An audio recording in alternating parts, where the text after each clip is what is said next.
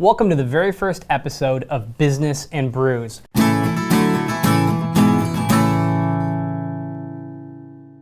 We are very excited to bring you our first beer that we're going to review today, and it is Dragon's Milk. Say that again.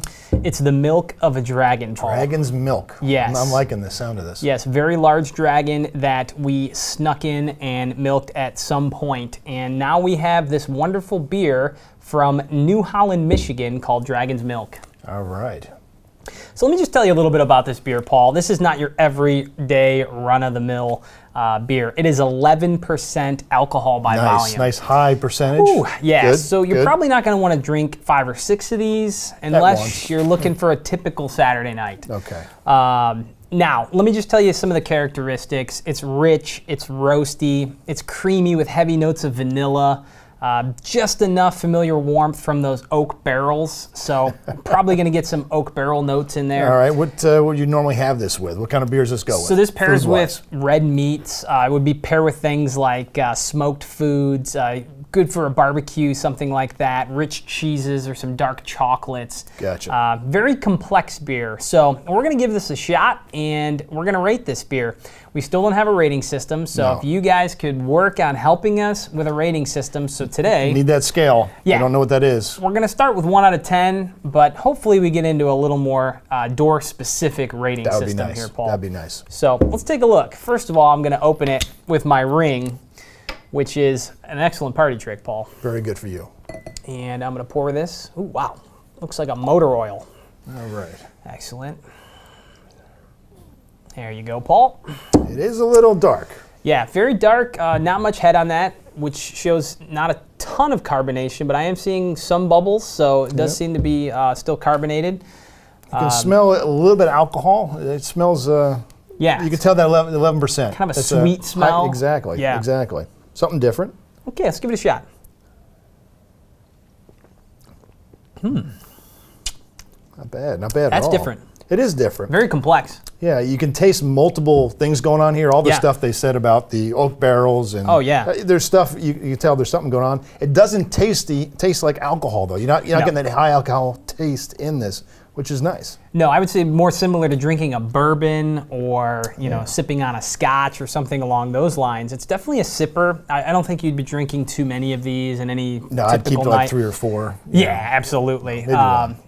And it's also a heavy beer, so I think if you drink too much, you'd get pretty full. But it's something I think you can actually have with dinner. I could see that it's not harsh. It's not hard to take down like a bourbon. It's smooth. Right. It's a smooth beer. It's nice. I can have that with a dinner. That's fantastic. Absolutely. So, Paul, that's the beer. So what's going on around the business right now?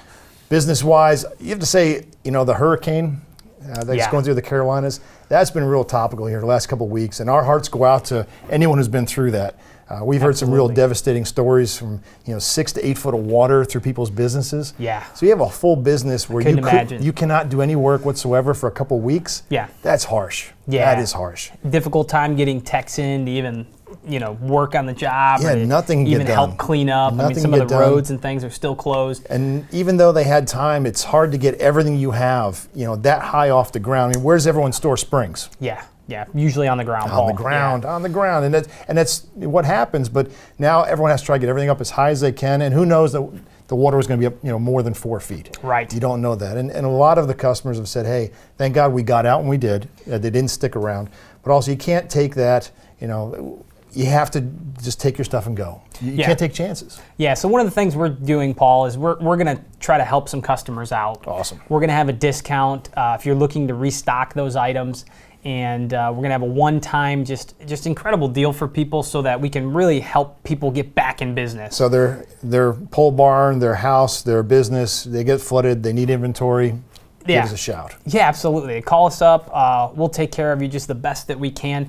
We're also looking to partner with some folks with maybe some generous giving if there's some real needs that we find out in the industry. So, that's something we've been kind of calling around and talking to people about. So that's a real thing we're looking to do as well. I know we got some good feedback. And as always, if you know of somebody that's been affected, that's had a problem with their business, definitely let us know. Send that along with the Facebook here or even an email.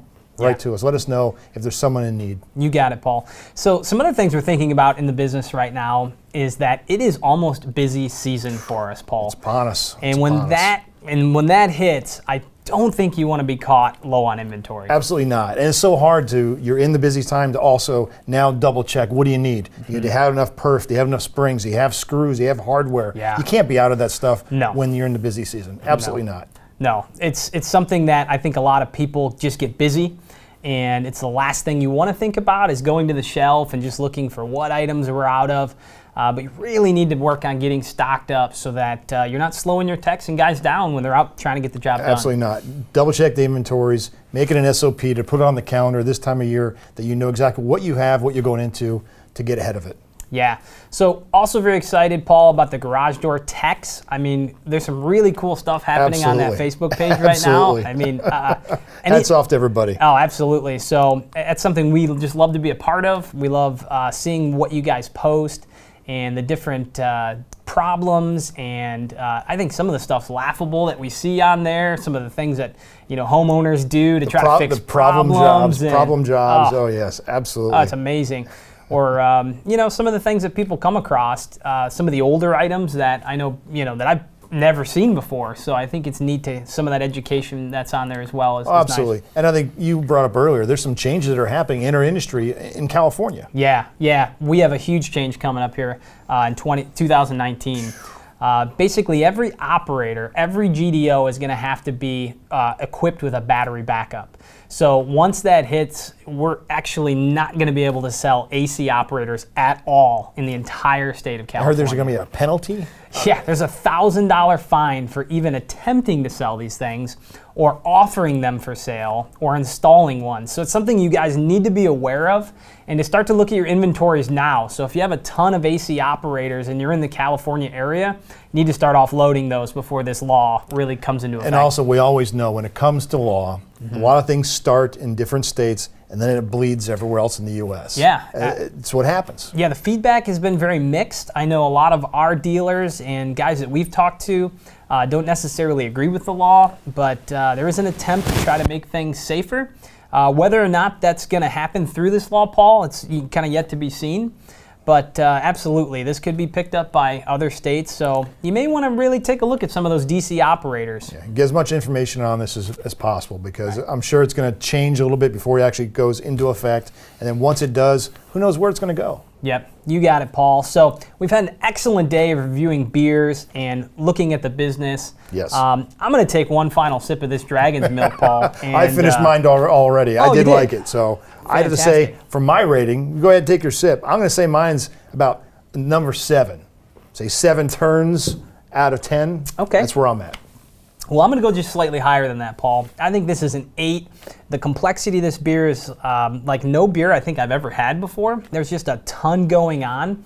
And so I'm going to give it an 8 out of that 10. All right. 8 turns.